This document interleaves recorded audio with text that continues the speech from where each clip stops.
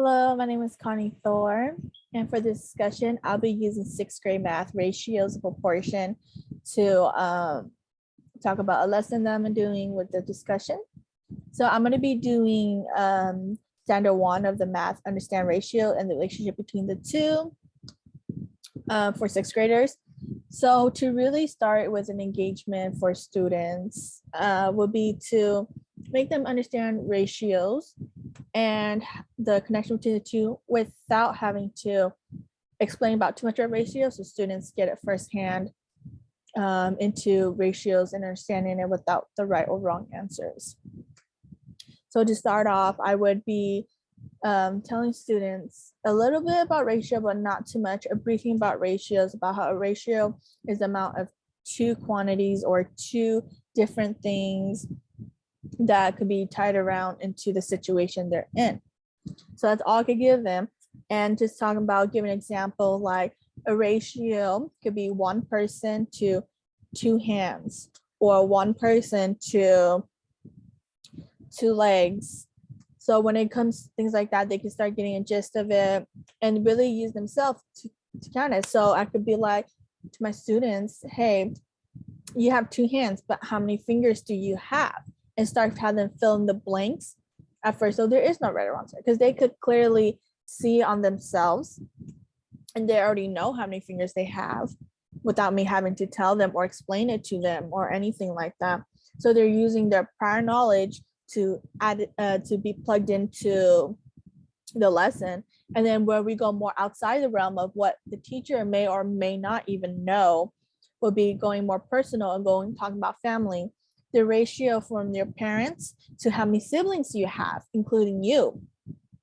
So for me, I would have two parents with 10 kids, and that's my ratio of my family, including me. So what about the students? And they get to show me a wide variety of ratios of their family with no right or wrong answers.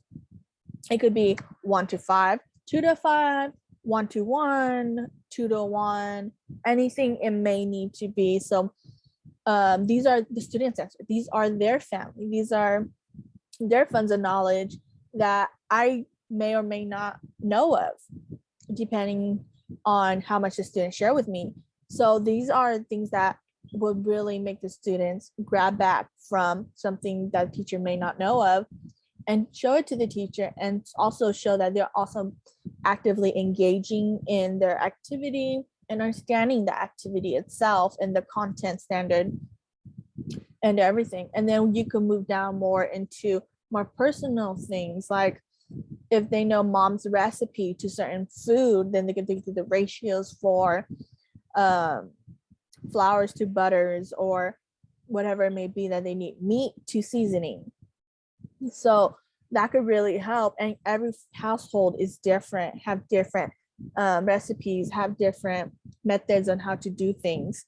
So students really get to bring back their knowledge of at home and their experiences of at home without having to be told that's wrong or that's right, as long as they're able to explain why it's like that to me, then it's perfectly okay before I go into explaining everything behind ratios, so students get gist of it without having to go, I'm wrong from the start, or I don't know how to do this from the start. When you give them an examples and perceptions of things, and it slowly engages them to want to do it more, and then you could actually bring in real food.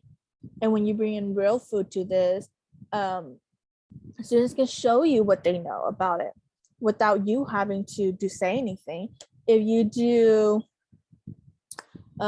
every student loves pizza, so there could be a day where you have ingredients for pizza and you guys could be making the pizza, but then every student makes different pizza in their household.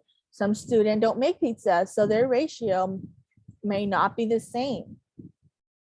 Or if they're making breakfast for the family or stuff, when you bring in real food to it and they get to show what they know about things and their identity and their interest of food, then the student starts to really act in on it, like, this is something I want to do because this is something that is in my interest. So when you do that, they start to understand more of ratios, and they start to understand why ratios is played out that way and how it is and what the importance of ratio is. So that's the way that I would put my lesson, to start off to get them into ratios. And then when after the end, students will do a reflective summary or a reflective journal on explaining ratios and an example of the ratios and explaining why that example works. So it also enhances critical thinking and writing, and it goes into other subjects that the students will need to enhance over time too. So this is to ensure that we are hitting what we need to hit and it fits everything. So that's my example of how I would teach to engage funds of knowledge by using their culture and experiences.